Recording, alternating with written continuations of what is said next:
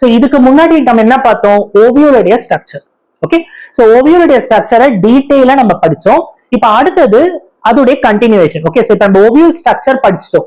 இப்ப அந்த அண்டர்ஸ்டாண்டிங்க வச்சு இப்போ ஒரு இம்பார்ட்டன்டான கான்செப்ட் பார்க்க போறோம். That is megasporogenesis. Okay, so மெகாஸ்போரோஜெனிசிஸ்னா formation of megaspore, formation of megaspore from megaspore mother cell. Okay, so ovule la வந்து already வந்து MMC na enna na clean explain பண்ணிருந்தேன். That is megaspore mother cell that is located in the micropylar end. Okay, so ovule la இருக்கிற micropylar end la இருக்கிற அந்த nucellus cell பேரு தான் வந்து megaspore mother cell MMC. இப்ப MMC ல இருந்து எப்படி வந்து மெகாஸ்போர் ஃபார்ம் ஆக போகுது, அது பேர் தான் மெகாஸ்போரோஜெனிசிஸ். ஓகே, சோ இதுதான் டெஃபினிஷன். பட் நம்ம இப்போ கான்செப்சுவலா பார்க்கலாம் அது என்னதான் நடக்குது அப்படின்னு நம்ம ஸ்டெப் பை ஸ்டெப்பா கிளியரா பார்க்க போறோம். Okay, so we'll start with what MMC. What is MMC guys? Megaspore mother cell. Correct. MMC is megaspore mother cell diploid. Okay, it will undergo meiosis. Meiosis na the equational division or reduction division? Reduction division. 2n enna convert avudhu, right? So 2n gets converted to n. That is meiosis. That is what? Diploid getting converted to haploid. So ipo meiosis nadakka podhu. Ipo meiosis nadakkuம்போது என்ன ஆகும்னா it will form 4 megaspores. Okay, so it's going to form it's going to form 4 megaspores. Okay, so it is going to form 4 megaspores. So each one is a haploid n n n. இப்போ 4 haploid cells நமக்கு கிடைச்சிருக்கு. Megaspore mother செல்ல இருந்து நமக்கு 4 haploid spores கிடைச்சிருக்கு. Correct. இந்த 4 haploid மெகாஸ்போர்ஸ்ல 3 வந்து degenerate ஆயிடும். டீஜெனரேட் அப்படின்னா என்ன சொல்றதுன்னா அது வந்து செயல் இழந்து போயிடும். ஓகே, சோ இந்த out of this 4 3 will get degenerated. அப்ப ஒன்னு மட்டும் தான் உயிரோட இருக்கு, அது பேர் தான் functional megaspore. Okay, so we have a functional megaspore. Okay, so we have a functional megaspore. Out of this 4 only one is surviving. That is called as functional megaspore. Functional megaspore வந்து it is going to be a haploid n. இப்போ இந்த functional megaspore ல வந்து என்ன நடக்கும்னா we are going to have 3 karyokinesis. 3 karyokinesis process வந்து அந்த ஒரு செல்லுக்குள்ள நடக்க போகுது. அது என்னது karyokinesis? Karyo means nucleus. Kinesis means some kind of division. Cytokinesis, karyokinesis நம்ம படிச்சிருப்போம். So karyona nucleus னு அர்த்தம். So nuclear division நடக்க போகுது. So அதுதான் நான் இங்க ரெப்ரசென்ட் பண்ணிருக்கேன். So இந்த ஒரு செல்லுக்குள்ள 3 times karyokinesis நடக்க போகுது. இது first time, this is second time, this is third time. Okay, so 3 karyokinesis is going to happen. அப்ப என்ன ஆகுது, இந்த ஒரு நியூக்ளியஸ் வந்து ஃபர்ஸ்ட் 2 டிவைட் ஆகுது. 2 வந்து என்ன ஆகுது 4 டிவைட் ஆகுது. 4 என்ன ஆகுது 8 டிவைட் ஆகுது. So first stage is 2, second 4, third 8. So third one is 8 nucleus. So finally வந்து 3 karyokinesis நடந்த பிறகு என்ன ஆகும்னா நம்ம கையில வந்து 8 nucleus இருக்கும். So இந்த functional megaspore will be having 8 nucleus. Okay, so we can assume like this. So the functional megaspore has 8 nucleus. Okay, 8 nuclei. இப்போ இந்த 8 nuclei வந்து அப்படியே இருக்காது. உள்ள வந்து it's going to form some kind of cell wall. செல்லா வந்து convert ஆயிடும். So இந்த 8 nuclei ல இருந்து we will be having 7 cells. அததான் நான் இங்க இப்படி ரெப்ரசென்ட் பண்ணிருக்கேன். Okay, so நான் மறுபடியும் வந்து ஒரு ரீகேப் கொடுக்கிறேன் so that it will be very easy to understand. So first வந்து we have megaspore mother cell. Megaspore mother cell will undergo meiosis to form 4 megaspores. அந்த 4 megasporல 3 will degenerate. Very very important. 3 will degenerate. One alone is functional. So அதுதான் வந்து functional megaspore. This is also haploid. இப்போ இந்த செல்லுல வந்து first வந்து என்ன ஆக போகுதுன்னா karyokinesis நடக்க போகுது. அதாவது நியூக்ளியர் டிவிஷன். ஒரு நியூக்ளியஸ் 2ஆ மாறுது, 4ஆ மாறுது, 8ஆ மாறுது. அதுதான் வந்து 3 காரியோகைனசிஸ் கழிச்சு 8 நியூக்ளியை. அதுக்கப்புறம் வந்து it is going to have cytokinesis, அதாவது சைட்டோபிளாசம் டிவைட் ஆகி ஒரு செல்லா கன்வெர்ட் ஆக போகுது இந்த மாதிரி. ஓகே, சோ இந்த மாதிரி ஒரு செல்லா கன்வெர்ட் ஆகும். அப்படி கன்வெர்ட் ஆகிற போது it is going to form 7 cells. நீங்க கேட்கலாம் 8 நியூக்ளியை இருக்கு, அப்ப கண்டிப்பா 8 செல்ஸ் தானே வரணும், ஏன் 7 செல்ஸ் வந்திருக்கு? we will see that. So இதுதான் இங்க டீடைலா வரைஞ்சிருக்கேன். சோ இப்ப நம்ம பார்த்த அந்த ஃபங்க்ஷனல் மெகாஸ்போர் வந்து இப்ப நான் ரொம்ப ஜூம் பண்ணி மைக்ரோஸ்கோப்ல பாக்குறேன்னா இப்படிதான் தெரியும். This is all after karyokinesis and cytokinesis. Clear? So இப்போ இதுல என்னென்ன 7 செல்ஸ் நான் டீடைலா சொல்றேன். சோ மேல இருக்குல்ல, இதுதான் CM. So this is the Chalazal end. இதெல்லாம் வந்து Chalazal end கிட்ட இருக்கு.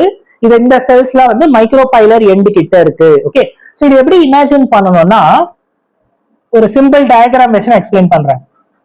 சோ இந்த மாதிரி நமக்கு நம்ம ஓவரிஸ் இருக்கு, கரெக்டா? சோ இந்த ஓவரியில நமக்கு இங்க ஓவியூல் இருக்கு,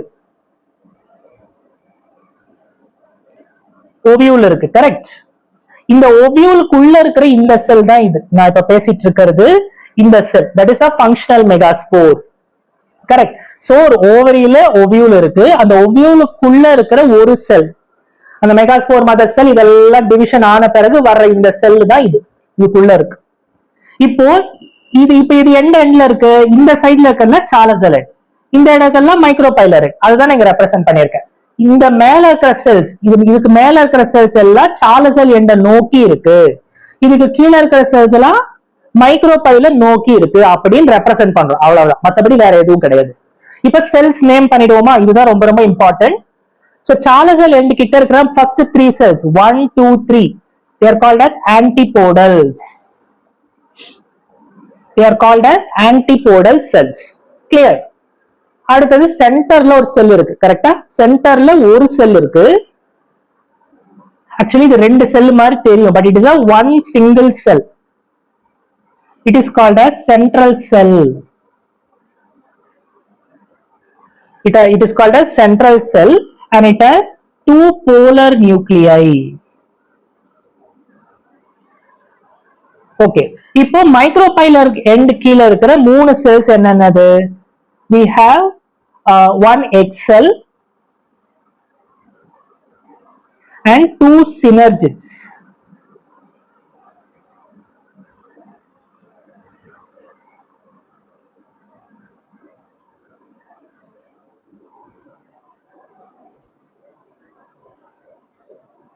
Okay, so we have 2 synergids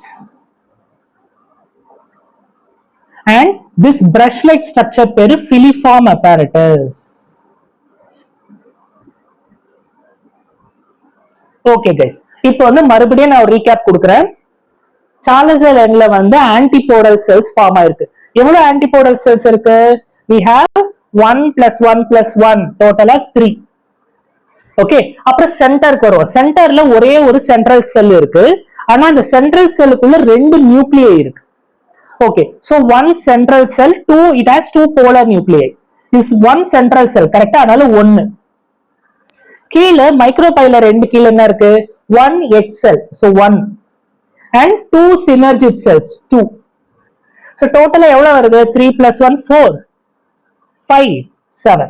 அதனால தான் we are calling it as 7 celled condition. அப்ப அப்படி 8 nuclei வந்துச்சு. Count the nucleus now. இங்க 1 2 3. So we have 3 nucleus here. So I'll write 3 nuclei. Okay. So antipodals have 3 nuclei. Central cell எவ்வளவு nuclei இருக்கு? Very good.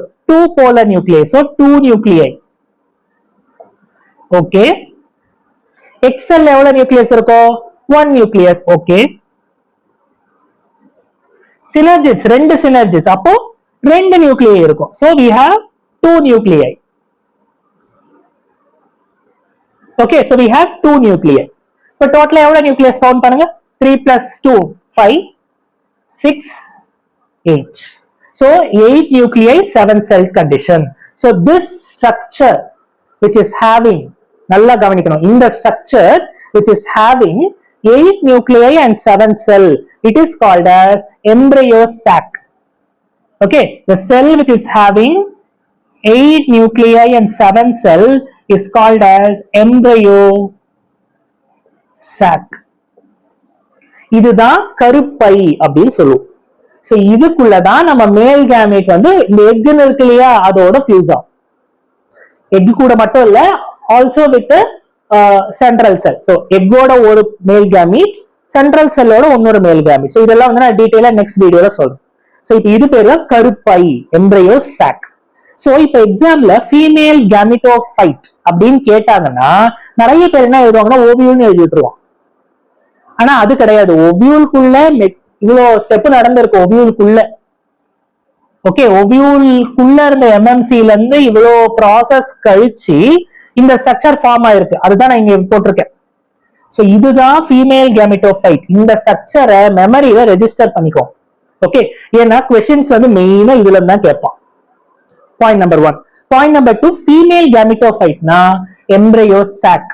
Okay, so அத நான் highlight பண்றேங்க. Embryo sac is nothing but the female gametophyte. Okay, so this is very very important. Male gametophyte na pollen grain. அது ரொம்ப ஈஸியா ஞாபகத்துல வந்துரும். ஏன்னா pollen grain தான் மேல். ஃபீமேலுக்கு வந்து நிறைய பேர் ஓவியூல் எழுதி விட்டுருவான். அது தப்பு. ஓவியூலுடைய ஃபீமேல் gametophyte அது வந்து கருப்பை, embryo sac.